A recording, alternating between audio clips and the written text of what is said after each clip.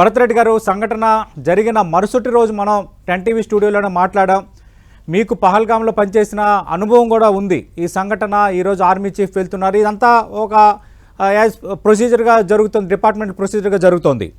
కానీ ఇప్పుడు జరుగుతున్న పరిణామాలు, రెండు దేశాల మధ్య ఒప్పందాలు రద్దు అవుతుండడం, అలాగే సైన్యం సిద్ధమవుతున్న పరిస్థితులు, సైన్యానికి సెలవులు రద్దు చేయటం, అంటే యుద్ధం తప్పదు అన్న వాతావరణం క్రియేట్ అయిపోయినట్టేనా, ఇంకేమైనా మనం డౌట్ పడాలా?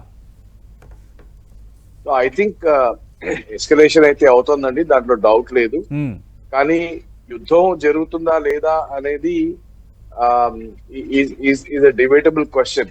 కాకపోతే ఇప్పుడు టెన్షన్స్ ఎంత అయితే పెరిగి ఉన్నాయో, రెండు దేశాలు కూడా, అంటే ప్రత్యేకంగా పాకిస్తాన్, ఎందుకంటే దాడి మనం చేస్తామని భయం కాబట్టి పాకిస్తాన్, మనం ఆల్రెడీ ఒకసారి ఇలాంటి సాహసం చేశాము, బాలాకోట్ లో ఎల్లి స్ట్రైక్స్ చేశాము. అండ్ పాకిస్తాన్ ఇంటర్నేషనల్ గా కొంచెం వాళ్ళ రెస్పెక్ట్ కూడా దిగజారినప్పుడు, అండ్ ఇంటర్నల్ గా కూడా పాకిస్తాన్ లో వాళ్ళ ఆర్మీకి, వాళ్ళ పొలిటికల్ సిస్టమ్ కూడా దెబ్బ కొట్టాం మనం. అండ్ ఈసారి కూడా అలాంటి తీవ్రమైన, అంతకంటే తీవ్రమైన పరిస్థితి రాబోతుంది అని పాకిస్తాన్ కు ఆల్రెడీ తెలుసు. అండ్ అందుకోసం వాళ్ళు యుద్ధానికి తగిన సన్నాహాలన్నీ చేసుకుంటున్నారు. బట్ ఇది ఫుల్ స్కేల్ వార్ గా అవుతుందా లేదా అంటే అది మనం ఇప్పుడే చెప్పాలి. భరత్ రెడ్డి గారు, సారీ ఫర్ ద ఇంటరప్షన్ అండి, స్మాల్ రిక్వెస్ట్, కొంచెం ఫ్రేమ్ కొంచెం కరెక్ట్ గా పెట్టుకోండి sir. What's wrong with the frame? Head groom ఎక్కువ సార్. ఓకే ఓకే, కొంచెం కెమెరా టిల్ డౌన్ చేసుకోండి. 1 సెకండ్.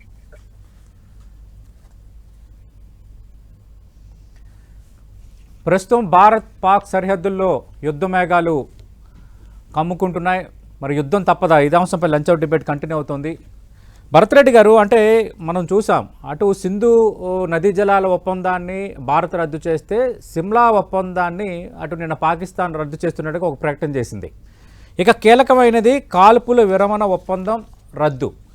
నిజంగా పాక్తో కాల్పుల విరమణ ఒప్పందం రద్దు చేసుకునే పరిస్థితి ఉందా? భారత్ ఆ చర్య వరకు ఉపక్రమించవచ్చా? సో మీరు యాక్చువల్లీ చూస్తుంటే, మనం ఏ రోజైతే ఇండస్ వ్యాలీ ట్రీటీని, ఐడబ్ల్యూటీని క్యాన్సిల్ చేసామో, ఆ రోజే పాకిస్తాన్ దీన్ని మేము we will look at it as an act of war అని అన్నారు. సో వాళ్ళు ఆల్రెడీ ఈ పరిస్థితిని అలాగా చూస్తున్నారు. రెండోది ఏంటంటే, షిమ్లా ఒప్పందం ఏంటి? షిమ్లా ఒప్పందం is basically about the LOC, right? And LOC beings sanctimonious in between both the countries. అంటే మనం ఎల్ఓసి దాటి వాళ్ళ దేశంలోకి వెళ్ళినా కానీ, వాళ్ళు ఎల్ఓసి దాటి మన దేశంలోకి వచ్చినా కానీ, దాన్ని కూడా ఒక యుద్ధ చర్యగా మనం పరిగణిస్తాము అని షిమ్లా అగ్రిమెంట్ చెప్తుంది. సో ఎప్పుడైతే వాళ్ళు షిమ్లా అగ్రిమెంట్ ను మేము ఇప్పుడు అవలంబించమని చెప్పారో, దాని అర్థం ఏంటంటే, మేము మీరు ఏ చర్య తీసుకున్నా కానీ ప్రతి చర్యగా ఎల్ఓసి దాటి కశ్మీర్ ప్రాంతంలో కూడా ఎంటర్ అయ్యే ఫ్రీడమ్ మేము తీసుకుంటున్నాము అని వాళ్ళు ఒక స్టాన్స్ తీసుకున్నది. సో టుమారో, అంటే ఇంటర్నేషనల్ ఇన్సిడెంట్ జరిగినా కానీ, ఎక్కడైనా డిస్కషన్ జరిగినా కానీ, వాళ్ళు ఒక డిఫెన్స్ బిల్డ్ చేసుకుంటున్నారు. భారత్ ఐడబ్ల్యూటీ క్యాన్సిల్ చేసింది కాబట్టి మేము షిమ్లా అకార్డ్ ని టర్మినేట్ చేస్తున్నాము. కాబట్టి మేము ఇప్పుడు కశ్మీర్ లోకి వస్తే దాన్ని అంతర్జాతీయ పరిమాణాలతో కూడుకున్న ఈ షిమ్లా అగ్రిమెంట్ ఏది ఉంటుందో, విచ్ ఇస్ రెస్పెక్టెడ్ ఇంటర్నేషనల్లీ, మేము దాన్ని ఇప్పుడు రెస్పెక్ట్ చేయము అని వాళ్ళు కూడా ఒక మెసేజింగ్ మనకు ఇస్తున్నారు. అంటే ఇప్పుడు సిమ్లా ఒప్పందంలోనే కదా చాలా కీలకమైన అంశాలు ఉన్నాయి. ప్రధానంగా ఇరువైపులా నియంత్రణ రేఖ వెంట యథాతథ స్థితి కొనసాగింపు అనేది ఒకటి. రెండోది మీరు ఇందాక చెప్పిన కండిషన్స్. ఇప్పుడు వాళ్ళు దాన్ని రద్దుకు ఉపక్రమించారంటే వాళ్ళు కయ్యానికి కాలు దూవుతున్నట్టే కదా. అలాంటప్పుడు యాక్షన్ ఎలా ఉండాలి? ఎస్, మంచి ప్రశ్న. మీరు గుర్తుంచుకోవాల్సింది ఏంటంటే, మనం మొన్న కూడా మాట్లాడుకున్నప్పుడు we had discussed one point. Pakistan ఈ చర్య ఈ టైంలో ఎందుకు తీసుకుంటోంది అని. మనం బలూచిస్తాన్ గురించి మాట్లాడాము, మనము పాకిస్తాన్ యొక్క ఆర్థిక పరిస్థితి గురించి మాట్లాడాము, మనం పాకిస్తాన్ లో ఆర్మీ పట్ల దిగజారుతున్న సిచ్యువేషన్ గురించి మాట్లాడుకున్నాము. అండ్ పాకిస్తాన్ ప్రజల్లో, సివిలియన్స్ లో పాకిస్తాన్ యొక్క పొలిటికల్ మాస్టర్స్ ఎవరైతే ఉన్నాయో, పిఎం పార్టీ ఎవరైతే పవర్ లో ఉన్నారో వాళ్ళ గురించి వాళ్ళని కూడా క్వశ్చన్ చేసే ఒక సిచ్యువేషన్ అక్కడ రెడీ అయింది అని ఇవన్నీ మనం డిస్కస్ చేసుకున్నాం. So people have started questioning the authority of army with in Pakistan. ఇది ప్రతి ఒక్కరికి అర్థం కావాలి. అండ్ దాని నుంచి రీడైరెక్ట్ చేయాలి ప్రజలని. ఇవాళ రీడైరెక్ట్ చేయాలి అంటే ఒక కాజ్ క్రియేట్ చేయాలి. And that cause can only be a military cause. అయితే అందుకోసం ఈ సంఘటనకి జరిగే ప్రతిక్రియ, the reaction, response from us is what is Pakistan waiting for. వాళ్ళు ఒక యుద్ధ పరిస్థితి తేవాలి అనే ఆకాంక్షతోనే వన్ ఆఫ్ ది ఎయిమ్స్, నేను మల్టిపుల్ ఎయిమ్స్ అండ్ ఆబ్జెక్టివ్స్ గురించి మాట్లాడాను, కానీ ఒక ఆబ్జెక్టివ్ ఏంటి, ఈ యుద్ధ వాతావరణం కొనసాగితే పాకిస్తాన్ ఆర్మీకి మంచిది. వాళ్ళ ప్రజలప్పుడు తమ దేశాన్ని గురించి మర్చిపోయి వాళ్ళు ఇండియా గురించి మాట్లాడడం మొదలు పెడతారు. తమ బాధలు మర్చిపోయి ఇండియా గురించి మాట్లాడతారు. ఇంకెవరో బాగా అన్నారు, బూచి అన్నారు. సో ఇండియా అనేది పాకిస్తాన్ లో ఒక బూచి. ఇప్పుడు ఈ బూచిని చూపెట్టి అక్కడ ఉన్న ప్రజలను, అమాయకమైన ప్రజలను పక్కదో పట్టించాలి. అంటే మీ అంచనా ఏంటి సార్, ఒకవేళ యుద్ధం కనుక వస్తే అంతర్జాతీయ సమాజం పరంగా కానీ అంతర్జాతీయంగా కానీ మన దేశానికి లభించే సపోర్ట్ ఏంటి, ఏ స్థాయిలో ఉండబోతుంది? ఐ థింక్ ఇంటర్నేషనల్ గా ఒక్క ఖతర్ లాంటి దేశం చిన్నది, లేకపోతే బంగ్లాదేశ్, పాకిస్తాన్ అండ్ చైనా, ఈ 4 తప్ప నాకు తెలిసి మిగతా ప్రపంచ దేశాలు అన్నీ కూడా మనల్ని సపోర్ట్ చేస్తాయి దీంట్లో. ఓకే, దాంట్లో డౌట్ లేదు. కానీ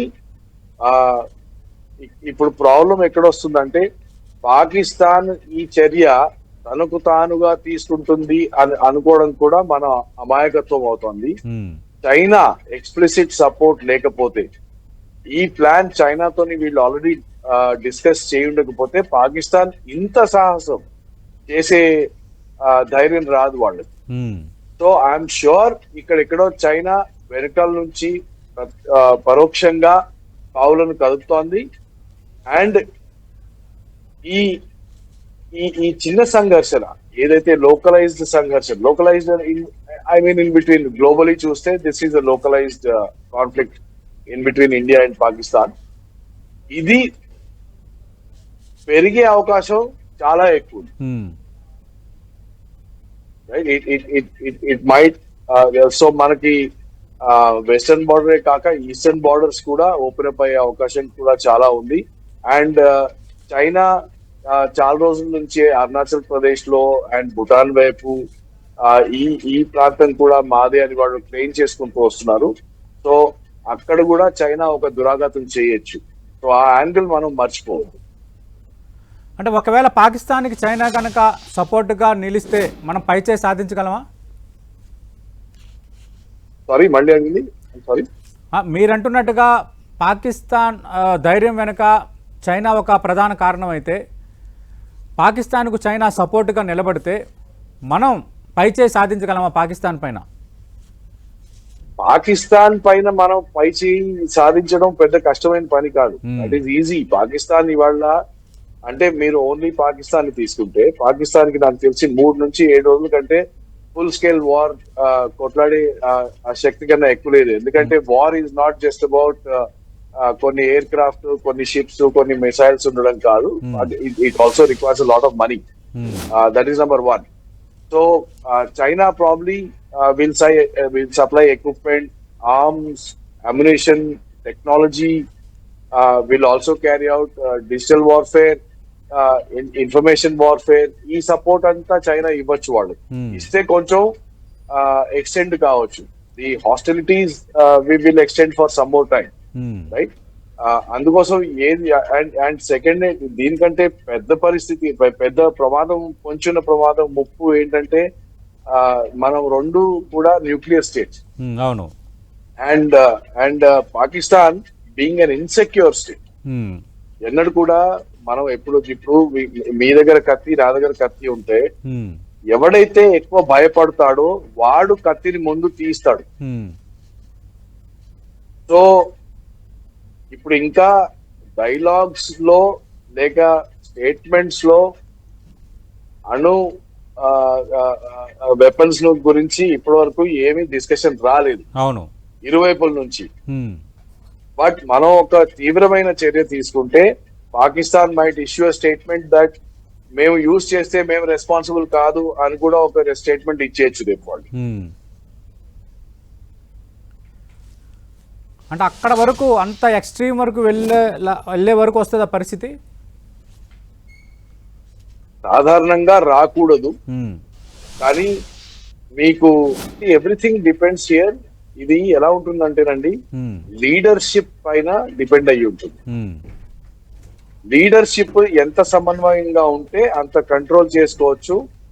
అండ్ ఎస్కలేషన్ ఏదైతే జరుగుతోందో అది మెజర్డ్ ఎస్కలేషన్ లాగా పైకి వెళ్తుంది. ఉమ్, కానీ అవతల వైపున లీడర్ ఇన్సెక్యూర్ అనుకోండి, అవతల వైపున లీడర్ ఈగోటిస్టిక్ అనుకోండి, ఉమ్, ఈగోయిస్టిక్ అనుకోండి, అవతల వైపున్న లీడర్ నన్ను ఎవరు ఓడగొట్టలేరు అని ఒక ఒక అపోహలో ఉన్నాడు అనుకోండి, వాళ్ళకి దెబ్బ పడితే వాళ్ళు ఏ చర్యకైనా పాల్పడచ్చు. ఉమ్, అండ్ పాకిస్తాన్ అన్లైక్ ఇండియాలో మనకి as a very strong democracy checks and balances చాలా ఎక్కువ. ఉమ్, పాకిస్తాన్ లో మిలిటరీ పైన ఇంకెవరు లేరు కాబట్టి వాళ్ళ చెక్స్ అండ్ బ్యాలెన్సెస్ తక్కువ.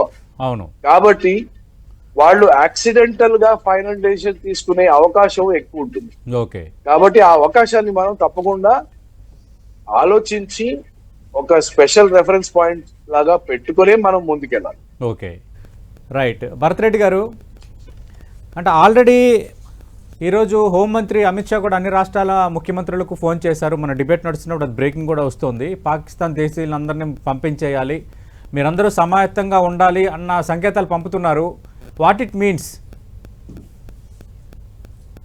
It doesn't mean anything. I think it just means that just send out everybody whoever is there.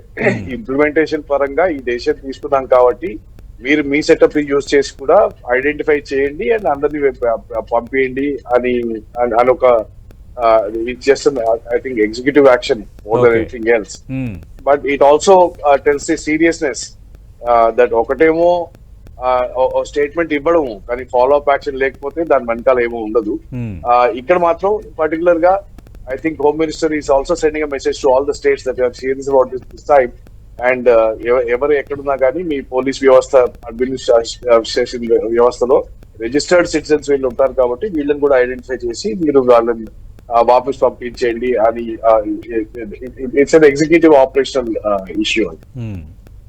But it's also about taking all the states into confidence of something that we are doing. ఎందుకంటే last time cabinet secretary meeting జరిగినప్పుడు లేకపోతే decisions తీసుకున్నప్పుడు there was bit of reaction coming from all the opposition parties. మమ్మల్ని కూడా involve చేయాలి కదా మీరు ఇట్లాంటి యాక్షన్ లో అని. అండ్ ఐ థింక్ ఆ పరంగా కూడా ప్లకేట్ చేయడానికి కూడా ఇలాంటి మెసేజింగ్ జరిగింది. అంటే స్ట్రెంగ్స్ విషయానికి వస్తే కంపారిటివ్లీ పాకిస్తాన్తో పోల్చుకుంటే మన స్ట్రెంగ్త్ ఎక్కువే, కానీ వాళ్ళ దగ్గర లేని స్ట్రెంగ్త్ మన దగ్గర ఏముంది సార్ ఆర్మీ పరంగా? ధైర్యం సార్. పాకిస్తాన్ దగ్గర లేని ధైర్యం. ఒక మూకలాగా నలుగురు మంది ఉన్నప్పుడు వాడి ముందు ఎవరు ఎదురు లేనప్పుడు పాకిస్తాన్ ఆర్మీ చాలా జంప్ చేస్తుంది. కానీ యాక్చువల్లీ ఫైటింగ్ వచ్చినప్పుడు మాత్రం నిల్చొని వాళ్ళు కొట్లాడలేరు. ఎందుకు? కాజ్ లేదు కాబట్టి. ఓకే. ఎప్పుడైనా కానీ ఒక సోల్జర్ ఎప్పుడు ఫైట్ చేస్తాడు? తన దేశం కోసం తన మనోబలం అక్కడ అడ్డుపెట్టి తన దేశ ప్రజల కోసం ఎప్పుడైతే కొట్లాడతాడో అప్పుడు ఒక సోల్జర్ 10 సోల్జర్స్ కి ఈక్వలెంట్ గా ఫైట్ చేస్తాడు. పాకిస్తాన్ ఆర్మీకి అంతర్గతంగా వాళ్ళ గుండెల్లో తెలుసు what they are doing is wrong అని. అట్లాంటప్పుడు ఏం జరుగుతుందంటే ఆ సోల్జర్ ఎవరైతే ఫైట్ చేయాలో వాడు ఆన్ గ్రౌండ్ ఫైట్ చేయడు. ఓకే. అండ్ రెండోది ఏంటంటే పాకిస్తాన్ లో ఆర్మీ ఏదైతే ఉందో వాళ్ళు పవర్ కి అలవాటు పడ్డారు, ఎస్పెషల్లీ ఆఫీసర్స్. ఎస్. దానానికి పవర్ కి అలవాటు పడ్డ వాళ్ళు unlike Indian army fights officers ఎవరైతే ఉన్నారో వాళ్ళు జవాన్లను ముందు పెట్టుకొని ఫైటింగ్ చేయరు. ఫస్ట్ ఆఫీసర్ వెళ్ళి నా వెనకాల రండి అందరి అని తీసుకుపోతాడు Indian army officer. Pakistan army అలా కాదు. పాకిస్తాన్ ఆర్మీ తన జవాన్లను ముందు పంపిస్తాడు, వాడు మాత్రం సేఫ్ గా ఉంటాడు, వాడి పిల్లల్ని మాత్రం అమెరికాలో లండన్ లో చదివించుకుంటూ ఉంటాడు. This is a very very big difference in between Indian army and Pakistan army. అందుకోసమే ఎన్నిసార్లు యుద్ధం జరిగినా కానీ ఇండియన్ ఆర్మీ గెలిచింది. మనం ధర్మం వైపు ఎప్పుడు ఉంటాము, మనం ఈక్వాలిటీ వైపు ఉంటాము, మనం జస్టిస్ వైపు ఉంటాము.